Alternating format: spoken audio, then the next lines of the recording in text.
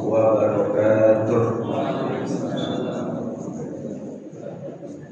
Alhamdulillahi wa kafa, wassalatu wassalamu ala nabiyyil mustafa Rasulillah sallallahu alaihi wasallam wa ala alihi wa ashabihi ahli syirki wa taqwa, amma ba'du. Kita panjatkan puji syukur kehadirat Allah Subhanahu wa taala. Dengan seluruh nikmatnya kita lebih mampu beribadah, lebih mampu beramal soleh, dan juga menjalankan tugas-tugas kita semuanya. Demikian juga salawat dan salam senantiasa kita sampaikan kepada baginda Nabi kita semuanya, Nabi Muhammad SAW. Dengan petunjuknya dan bimbingannya, ibadah kita semakin baik, akhlak kita semakin mulia. Mudah-mudahan Allah berkenan menerima semua amal ibadah kita dan menggolongkan kita sebagai umatnya Nabi yang mendapatkan syafaat di yaumil akhir. Amin ya rabbal alamin. Kita akan membahas 2 bulan agung, yaitu bulan Rajab dan kemudian bulan Sya'ban, dari 2 dimensi. Dimensi masa lalu dan dimensi masa sekarang. Alasannya karena semua peristiwa itu kalau diabadikan oleh Al-Quran, kalau disampaikan oleh Nabi, maka bukan sekedar sejarah masa lalu yang berlalu begitu saja, tapi pasti ada tataran praktisnya, ada tataran implementatifnya. Bagaimana Isra Mi'raj di zaman dulu dan bagaimana Isra Mi'raj di zaman sekarang. Tujuan utamanya menyiapkan amaliyatus Sya'ban. Jadilah Isra Mi'raj dulu dan kini untuk amaliyah Sya'ban. Ada ungkapan filosofis yang menarik dari seorang tabi'in, Syekh Al-Balkhi rahimahullah, tentang 3 bulan, yaitu bulan Rajab sebagai bulan menanam, bulan Sya'ban untuk menyirami tanaman agar subur, kemudian Ramadan itu menurut beliau adalah bulan memanen dan memetik hasil tanaman. Artinya optimalisasi Ramadan sangat bergantung dengan Sya'ban dan sebelumnya Rajab. Atau ilustrasi beliau, Rajab itu ibarat angin, kemudian Sya'ban itu awan, Ramadan itu hujan. Wallahu a'lam, sekarang hujannya bulan Sya'ban. Harusnya Ramadan itu hujan terus-menerus. Tapi maksud hujan ini bukan sekedar hujan air, tapi hujan pahala, hujan rahmat, hujan keberkahan. Yang ketiga, filosofinya adalah kalau bulan dahulu, yaitu Rajab, itu dipandang oleh para wali, para ulama sebagai musim semi.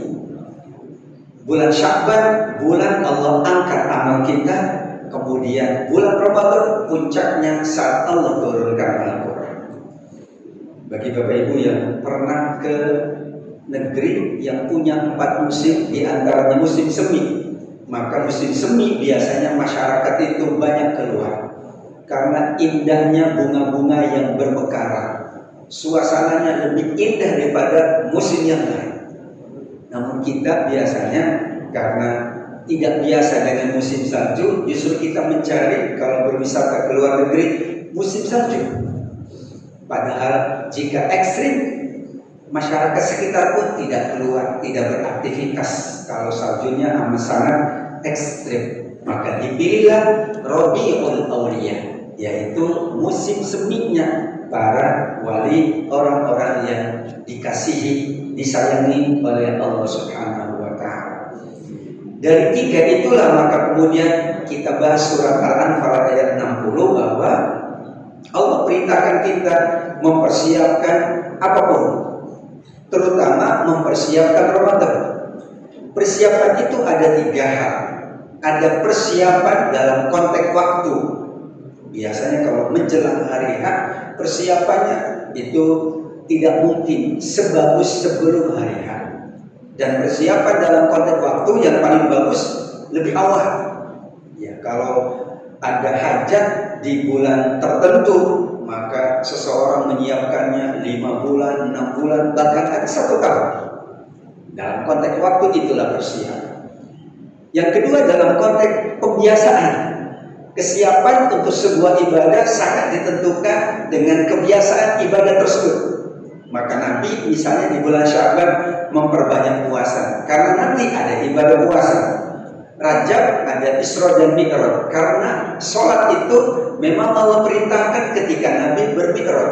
Jadilah Ramadan itu tidak hanya untuk ibadah Ramadan, tapi ditambah juga ibadah sholat.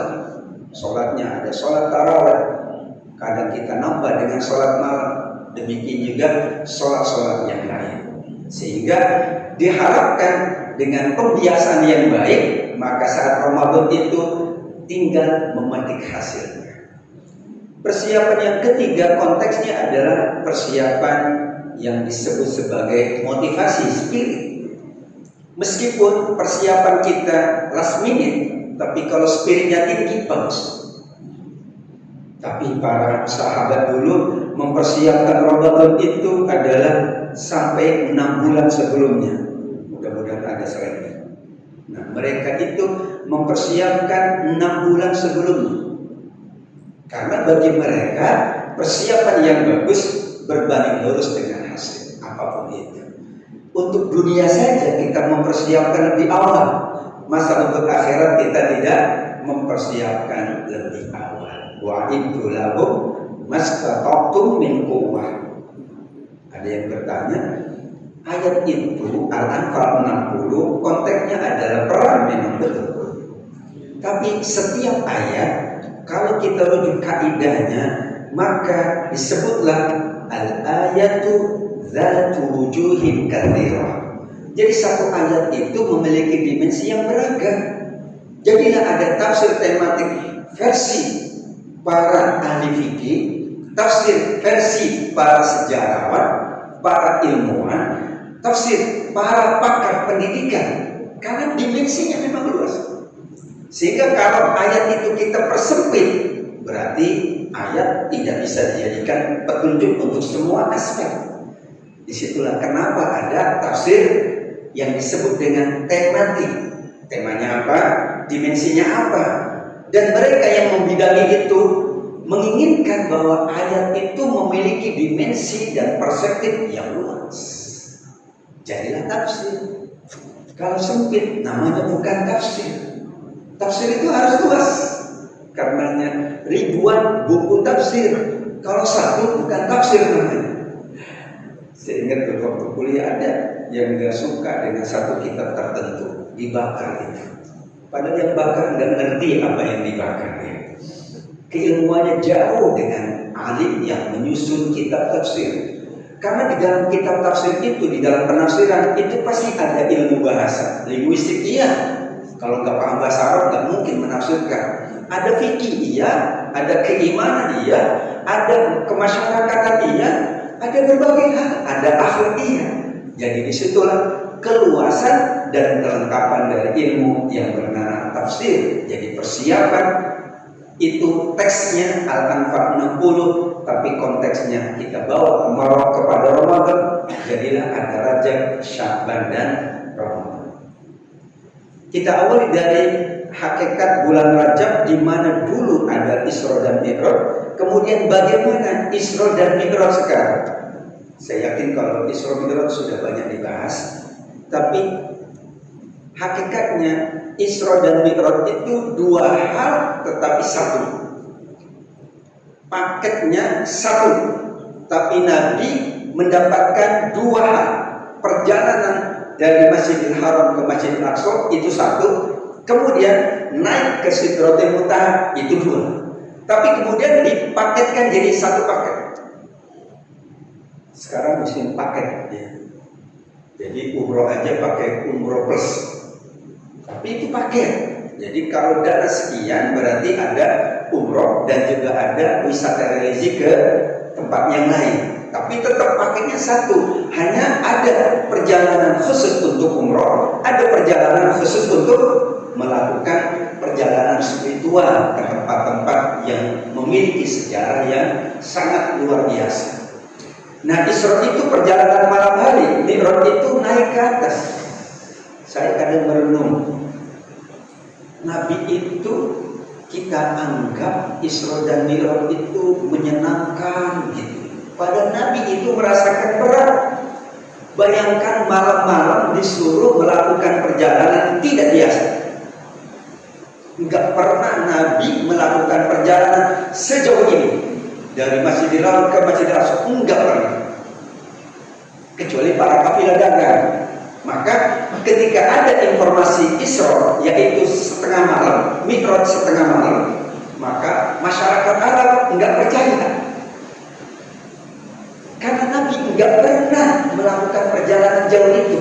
Para sahabat enggak pernah, hanya kafilah dagang. Kalau kafilah dagang kan jelas ya, enggak mungkin di tengah perjalanan itu mereka kehabisan bekal, namanya kafilah dagang. Tapi kalau menyegajakan perjalanan jauh itu butuh persiapan matang. Jadi bagi Nabi tidak ringan, malam-malam disuruh pergi dari Masjidil Haram ke Masjidil Aqsa, perjalanannya tidak pernah ditempuh oleh Nabi. Nah, secara ilmiah mungkin kita katakan dulu berat, sekarang ringan karena ada pesawat. Tapi bagaimana dengan yang kedua, Mi'raj? Mi'raj itu tahapan tertinggi setelah Isra. Tidak mungkin dapat Mi'raj kalau tidak pernah Isra. Imam Syafi'i mengatakan, "Safir tajib iwadan amman tufariqu." Lakukanlah perjalanan, banyaklah melakukan perjalanan. Karena di dalam perjalanan itu Anda akan menemukan banyak hal yang merupakan satu dimensi pelajaran dari Allah. Iya, kita perjalanan kemanapun selalu dapat pelajaran. Ini perjalanan bukan perjalanan ringan, tapi perjalanan berat meskipun waktunya singkat. Karenanya sedikit menyimpang. Orang yang melakukan perjalanan panjang, meskipun ditempuh dengan waktu yang singkat, tetap boleh jamak dan qasar. Jadi yang diukur itu adalah jarak, bukan kecepatan. Jarak dari Masjidil Haram ke Masjidil Aqsa itu panjang, apalagi jarak ke langit ketujuh ke Sidratul Muntaha tidak bisa diukur oleh ahli ukur, nggak bisa. Meskipun singkat, tapi melelahkan dan meletihkan. Karenanya, wa idza darabtum fil ardi falaysa 'alaikum junahun an taksuru, kata Allah. Selama Anda melakukan perjalanan panjang, meskipun dengan moda transportasi cepat, tetap Anda dibolehkan untuk jamak dan qasar. Ya, karenanya isian para ulama jarak bukan cepat. Kalau cepat, bayangkan kita ke Jogja 1 jam. Tetapi karena jaraknya melebihi dari isian para ulama, dibolehkan jamak dan qasar. Waktu itu Nabi belum ada sholat jadinya belum tahu kita bagaimana ya. Kalau Isra Mi'raj itu setelah kewajiban sholat, itu Nabi ya sholatnya udah selesai kan setengah malam doang ya. Jadi Mi'raj itu adalah tahapan terakhir, maka disebutlah sholat itu Mi'rajul Mu'min. Kenapa? Kewajiban sholat itu sistem ibadah yang paling lengkap dan mengandung hikmah yang sangat banyak. Enggak ada sistem dalam sebuah ibadah yang lebih lengkap dari sholat. Puasa itu ibadah, tapi banyak hal yang tidak kita dapatkan dari puasa kita. Ucapan bebas ketika puasa, sholat ucapan ditetapkan, enggak boleh ucapan lain. Gerakan ditetapkan. Puasa kita mau main bola boleh, nggak ada yang mengatakan nggak boleh. Kerja juga boleh, bahkan dianjurkan. Iya, karena yang penting gak makan, gak minum dari terbit fajar sampai terbenam matahari. Tapi ucapannya bebas, gerakannya bebas, aktivitasnya bebas. Kalau orang puasa tidur terus sah, enggak sah. Tapi sholat enggak sah. Sholat atau tidur enggak sah. Sholat kok ucapannya ngelantur, enggak sah. Kok bacaannya tidak pasti, mempengaruhi. Jadi sistemnya luar biasa. Belum lagi tinjauan kesehatan sudah dibahas, tinjauan disiplin, manajemen jelas sekali. Tinjauan apa juga? Tinjauan spiritualitas, kata Allah, dirikanlah sholat untuk mengingatkan aku. Maka dikatakan sholat itu sistem ibadah yang paling lengkap. Maka nggak mungkin orang puasa nggak sholat. Kenapa? Karena urutannya sholat dulu, Isra Mi'raj, baru Sya'ban, baru Ramadan. Meskipun banyak juga yang nanya, boleh nggak Ustaz? Sah nggak orang puasa tapi nggak sholat? Saya nyari kitab fikihnya nggak ada syarat sahnya puasa adalah sholat. Memang nggak ada. Tapi kalau kita bicara sejarah dulu, itu Isra Mi'raj dulu berarti sholat dulu memang diwajibkan, baru kemudian puasa. Jadi sama dengan kita sudah kelas 5, maka kita tidak meninggalkan pelajaran kelas 4, 3, 2, 1 begitu. Karena itu inherent, berlanjut, berkesinambungan, kecuali diputus oleh Allah. Tapi tidak, setelah Allah wajibkan sholat, berikutnya adalah wajibkan puasa Ramadan. Dimensi pertama, Isra Mi'raj dulu itu hiburan bagi Nabi karena donaturnya wafat, Khadijah, dan juga ya pembelanya wafat, yaitu Abu Thalib. Khadijah itu donatur tetap Nabi karena memang wanita kaya raya, bangsawan. Jadi seluruh kebutuhan Nabi disiapkan oleh Khadijah. Setelah wafat tentu Nabi kehilangan Abu Thalib yang membela pun demikian. Maka dulu Isra Mi'raj itu hiburannya perjalanan Isra, perjalanan malam hari, Mi'raj naik ke atas. Sekarang apa yang kita lakukan ketika kita ada masalah untuk menyejukkan hati kita?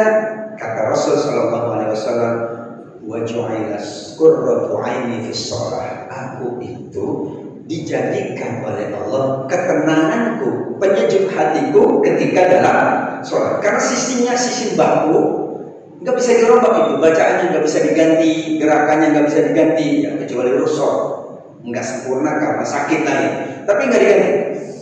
Kenapa? Karena di situ menyejukkan. Maka Nabi dalam hadis kalau ada masalah Nabi itu sholat. Jadi Isra Mi'raj dulu adalah perjalanan Nabi yang panjang tadi. Mi'raj sekarang kita menunaikan ibadah sholat dalam konteks ketenangan dan kesejukan. Maka aneh kalau orang sholat kok bukan tenang, malah ramai. Yang satu mengatakan harus begini, yang satu harus begitu. Itu berarti nggak sejuk sholatnya. Maka kita merasakan sejuk sholat itu ketika di Masjidil Haram. Sekian madhab orang sholat, tapi nggak ada masalah itu, nggak saling.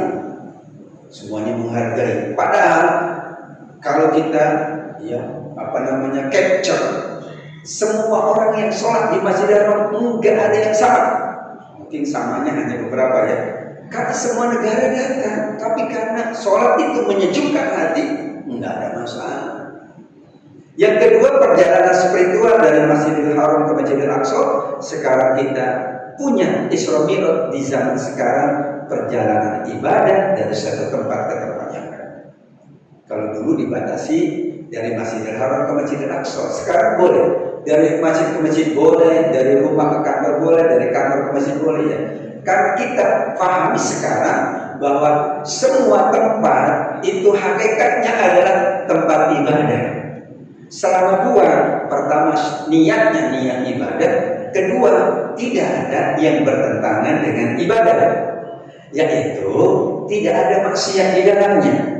Rumah tempat ibadah, bahkan orang dagang sebenarnya dia beribadah. Asal nawaitu ya Allah, aku ingin dagang ini untuk mendapatkan karunia-Mu, karena perintah-Mu ya Allah hamba lakukan. Tapi hamba tidak melakukan yang dilarang oleh-Mu, jadilah ibadah. Kalau dulu dibatasi Masjidil Haram, Masjid Aqsa, sekarang kita diringankan. Yang penting perjalanan kita insya Allah ibadah. Saat itu Nabi dinaikkan derajatnya hingga Sidratul Muntaha, dan sampai hari kiamat tidak ada orang yang pernah sampai Sidratul Muntaha. Jangankan Sidratul Muntaha, langit pertama aja nggak ada yang nyampe. Bayangkan Sidratul Muntaha itu ya melintasi lapis ketujuh. Antara lapis pertama sampai lapis antara lapis langit itu perjalanan 50.000 tahun satu lapis. Bayangkan 7, bayangkan sampai ke Sidratul Muntaha. Untuk itu mi'raj orang beriman adalah sholat. Isra dan Mi'raj, Isra itu Al-Isra ayat pertama, Mi'rajnya itu adalah An-Najm ayat 13 sampai 18. Kesamaannya apa? Kesamaannya linuriyahu min ayatina, agar kami perlihatkan tanda-tanda kebesaran kami. An-Najm laqad ra'a min ayati rabbil kubra. Sama. Saat Isra itu Allah ingin memperlihatkan, tapi belum diperlihatkan. Kami akan memperlihatkan kepadamu tanda-tanda kebesarannya. Setelah turun dari Mi'raj, baru ayatnya beda. Dan dia Muhammad telah menyaksikan tanda-tanda kebesaran Allah. Semakin tinggi, semakin orang menyaksikan tanda kebesaran Allah. Karena ilustrasinya, kalau kita doa atau munajat itu ke atas. Karena tanda kebesaran Allah lebih tinggi saat di atas. Maka langit, bintang, bulan, dan semua yang ada di atas itu lebih tinggi tanda kebesaran Allah daripada yang di bumi. Jadilah kita melakukan tafakkur. Isra Mi'raj dulu 4 hal itu, kemudian sekarang ini insya Allah kita jaga sholat kita, perjalanan ibadah kita selalu ada nilainya dari tempat ke tempat yang lain, dan kita tidak meninggalkan sholat. Kemudian tafakkur terhadap keagungan. Terakhir, mudah-mudahan masih ada waktu, yaitu kita memahami identitas bulan Sya'ban. Karena Rajab demikian sejarahnya hebat, Ramadan jangan tanya. Kata Nabi, Sya'ban itu posisinya di tengah, dilupakan. Karena dilupakan, maka Nabi mengingatkan Sya'ban justru bulan diangkatnya amal. Kita baru 10 atau 9 Sya'ban, berarti baru 10 hari amal kita diangkat. Ada yang mengatakan tiap hari, ada yang mengatakan 1 bulan penuh. Ya, tidak ada masalah ya Bapak Ibu yang ahli laporan, kan laporan bisa harian, bisa bulanan. Yang penting hadisnya syahrun turfa'u fihi. Kita nggak tahu modelnya, tapi kita yakini bulan Sya'ban ini karena dilupakan, maka Allah jadikan bulan diangkatnya amal. Jadilah manusia memperhatikan, bulan ini amalku diangkat. Jangan sampai ketika diangkat tidak ada amal. Apalagi saat diangkat amalku sedang tidak bagus. Jadi orang memperhatikan, awalnya tidak diperhatikan. Zaka syahrun yadhkurun nas. Orang lupa karena ada Rajab, semangat. Ramadan iya. Ketika bulan Sya'ban yang berada di tengah-tengah dilupakan, maka Nabi memberikan perhatian khusus untuk hilal bulan Sya'ban. Kata Aisyah, aku tidak pernah melihat beliau lebih banyak puasa sunnah melebihi bulan Sya'ban. Alasannya dilupakan. Jadi Nabi memfokuskan Sya'ban untuk banyak beribadah. Demikian juga Nabi memperbanyak puasa Sya'ban, dan bulan yang paling dicintai Nabi untuk puasa adalah bulan Sya'ban dengan alasan menyambungnya dengan Ramadan. Jadi berarti awalnya bulan Sya'ban tidak dilupakan, maka Allah melalui Rasulnya menyebutkan identitas bulan ini supaya berkualitas. Dalam sebuah buku dikatakan the identity is the quality. Jadi identitas itu adalah kualitas. Jadi kalau identitas Muslim ya berkualitas. Kalau enggak berarti tidak sesuai dengan identitas. Identitas Sya'ban supaya berkualitas, identitas Ramadan supaya berkualitas. Dan terakhir di pertengahan ada yang kita kenal secara khusus dengan nisfu Sya'ban. Pada setiap malam pertengahan bulan-bulan Hijriah pasti ada nisfu kan pertengahan. Kenapa dikhususkan?